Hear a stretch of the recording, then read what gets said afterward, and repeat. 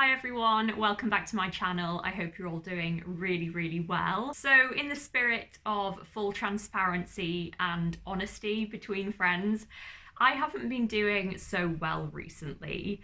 My mental health over the past couple of months has been very bad, and over the past few days it's been very difficult. We can talk about that at another time maybe. But today I am feeling a bit better, thankfully. I am functioning, I made it into work, and I really want to film a video. I should have filmed one on the weekend, really, that was my plan, but I couldn't. And so I kind of feel like I can film one today. All day I've been thinking about it, and I just really want to film for you and sit down and talk to you all and talk about books and get a video up for you. So I'm kind of pushing myself. I've got ready, put on some makeup, done my hair, and we're doing this in the fluffiest top I own and pajamas. So if I don't see my normal self in this video, then that is why. I'm just hoping that this will be better than nothing for all of us. So today we're going to be just doing a quick fun video that doesn't take too much planning or serious intelligent thought, in which I'm going to be telling you about some books I own that I predict and hope will be 5-star reads. I did one of these videos ages ago, back when I started my channel, and it was really fun, and I've seen some other people doing them again recently, and it's just made me want to do one again. I just think they're so nice. There's something so fun about going through your shelves and guessing which will be 5-star reads. So today I have 6 predicted 5-star reads. Let's get into them. So the first one I'm going to talk about is A Ladder to the Sky by John Boyne. So this novel, I believe, follows a man called Maurice who lives in Berlin in the 1980s, and he wants to be a successful writer.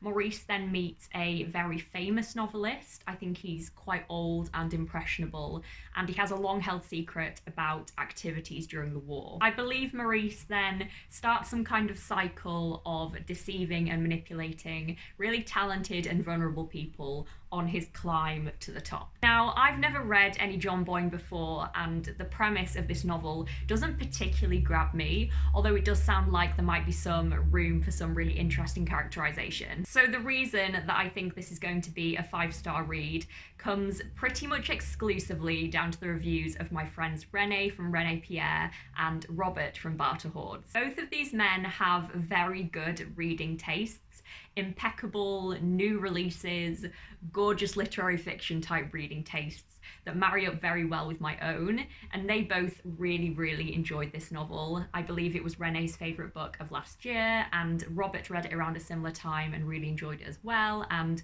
has since said to me, "Have you read that yet?" And I don't think I've heard a bad thing about this from anyone else either, so that was all enough for me to pick this up and expect very good things. I'm hoping for gorgeous writing, well-developed characters, hard-hitting themes. I just know this is going to be good, and I'm going to pick it up very soon. My next 5-star prediction is a classic, and that is North and South by Elizabeth Gaskell. This novel follows our protagonist Margaret Hale when she moves with her family from her comfortable home in Hampshire to the north of England. Here she becomes very aware of the poverty and the suffering that is faced by the mill workers, and she develops a strong sense of social justice, I believe. And I think some kind of turbulent relationship develops between her and the mill owner. I feel like I'm stumbling over my words quite a lot and struggling to get them out and keep going, so I'm sorry, it's very frustrating. So back to the book. So this is another complete stab in the dark for me. I've never read any Elizabeth Gaskell, but I'm still placing very high expectations on her nonetheless. I have wanted to read Elizabeth Gaskell for a very long time. Her books sound so up my street. I really love Victorian literature, as a lot of you know, and I particularly like Victorian literature with female heroines written by Victorian women, and I really like social commentary on this time and romantic and family dramas. My friend Petra from Petra U, hi Petra if you're watching, absolutely loves Elizabeth Gaskell, and we have very similar reading tastes when it comes to classics. I think we like a lot of the same Victorian literature, and she's told me over and over again that I would enjoy Elizabeth Gaskell, and I wholeheartedly trust her. North and South is the Gaskell that has struck my fancy the most, both because of the reviews I've heard of it and also because of the premise. So this is the one that I'm going to be going for, and it will be happening this year. The next book that I'm going to be talking about is Convenience Store Woman by Sayaka Murata. This is a literary fiction novel that I have heard nothing but good things about in the past few months. Everybody loves it, it seems, and I have a really strong feeling that I will as well. As far as I'm aware, this novel follows our protagonist Kiko, who goes and works in a convenience store while she's at university.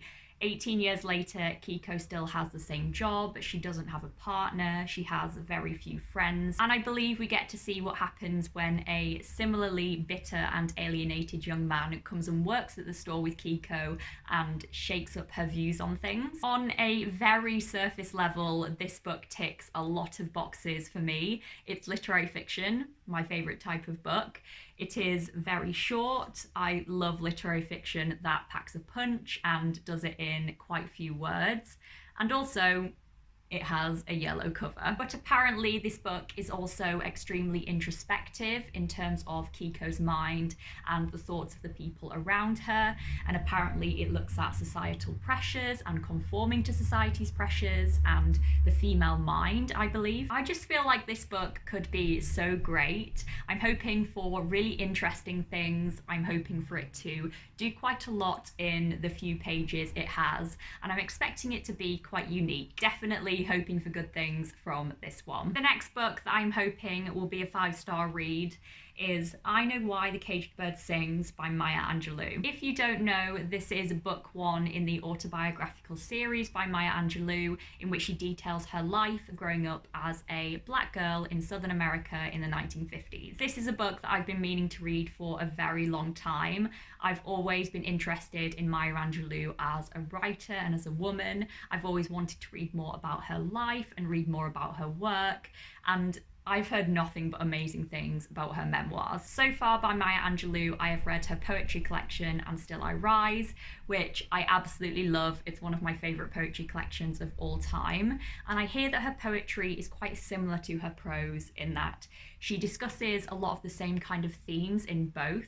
I think her poetry is very reflective of her life experiences, as her memoirs obviously are. Maya Angelou's poetry is so gorgeously written and so cleverly crafted, and it's really emotive and thought-provoking, and that is exactly what I'm hoping for from I Know Why the Caged Bird Sings. I think this is going to be both heartbreaking and hopeful, and I'm just really excited to read more work by this incredible lady. I'm sure I'm going to love it. The next book that I hope will be a 5-star read I actually own on audiobook, and that is The Inexplicable Logic of My Life by Benjamin Elias Sayens. This is a YA contemporary novel that follows our protagonist Sal, a teenage boy who up until recently has lived a very happy life with his gay adoptive father and his Mexican American family and his best friend called Samantha. I believe this novel then takes place through Sal's senior year, when he feels as though he's going through some crisis of identity. So I am such a huge fan of Benjamin Elias Sayens as an author.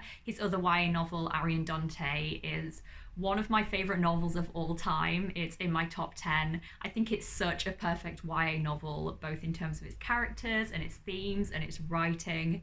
It's so good. And I hear from a very trusted source that this book might be even better than Ariandante. It's a big claim, Tom. I hear that this novel explores similar themes to Aristotle and Dante, which is what I want. I think it looks at things like loss and love and friendship and family and all of the things that constitute one's identity. I am so excited for this. I'm hoping for something that I love almost as much as Ariandante.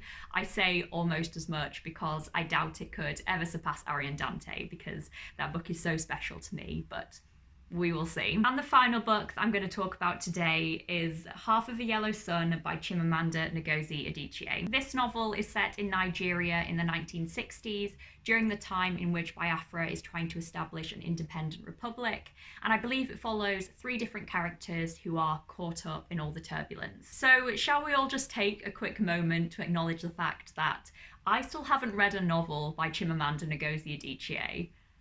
I really don't know what I've been doing. I know I will love Chimamanda as an author. Her books sound so up my street. I've heard nothing but amazing things about her as a writer. I just need to get around to actually picking up one of her books. This one in particular is one that I've heard amazing things about, and the premise sounds as though it was actually written for me. Modern African history, love. The weaving together of different characters in different situations, check. Apparently it looks at the moral responsibility of the individual, which is literally what I studied for my degree. I think this is going to be epic. Chimamanda Ngozi Adichie has been described as being a sweeping, masterful storyteller, which I love, and obviously she's tackling a really turbulent time in history in this novel and will probably explore themes of race and colonialism at least. So yes, powerful, intense, that's what I'm hoping for. So there we go, we made it. Those are some books that I own and hope will be 5-star reads. If you've read any of them and you enjoyed them, then please let me know down below in the comments. I would love to hear that. If you've read them and didn't like them, then probably don't burst my bubble. I would also love to know what books you're really excited to read soon. Do you have any that you're hoping will be 5-star reads? I would love to know. So that's all for today. Thank you so much for watching. I'm really pleased I filmed this video. I'm definitely feeling a little bit better for doing it, and I'm happy with myself for doing it. I'm sorry if this was a little bit painful or annoying to watch. I can't really tell how much my anxiety and like lethargy and low mood is coming across on camera. I'm definitely feeling it, but hopefully it wasn't too bad to watch. Hopefully I will see you all next week with another video on a Wednesday. That's the plan. I hope to film a Women's Prize long list review video talking about all of the books I've read so far from this year's list. So that's the plan. Thank you again for watching. I appreciate it so much. You're all the absolute best, and I will see you all soon. Bye.